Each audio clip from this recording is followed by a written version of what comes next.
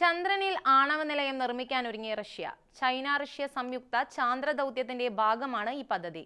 4 mile ചുറ്റളവുള്ള ഏതാണ്ട് ഒരു theme പാർക്കിനേക്കാളും വലുപ്പമുള്ള നിലയമാണ് ചന്ദ്രനിൽ നിർമ്മിക്കാൻ പദ്ധതിയിടുന്നത്. ഇവിടെ ചന്ദ്രനെക്കുറിച്ച് ശാസ്ത്രജ്ഞർക്ക് താമസിച്ച് പഠിക്കുവാനുള്ള സൗകര്യവും ഉണ്ടായിരിക്കും.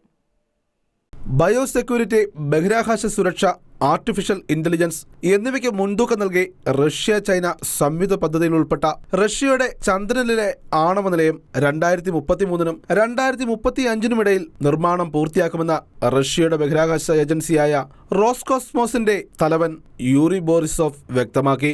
2028-ൽ ചന്ദ്രന്റെ ഉത്തര-ദക്ഷിണ ധ്രുവങ്ങളിൽ എത്താനുള്ള ദൗത്യത്തിന്റെ പണിപ്പുരയിലാണ് റഷ്യ എന്നും അദ്ദേഹം പറയുന്നു. അതേസമയം 6 വർഷത്തിനുള്ളിൽ ചന്ദ്രനിൽ ആണവ നിലയം നിർമ്മിക്കാൻ നാസ 2 വർഷം മുമ്പേ പദ്ധതി ആരംഭിച്ചിട്ടുണ്ട്.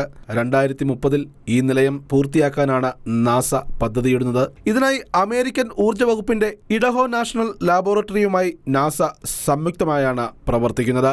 ഇന്റർനാഷണൽ ഡെസ്ക്, ഷെക്കേന ന്യൂസ്.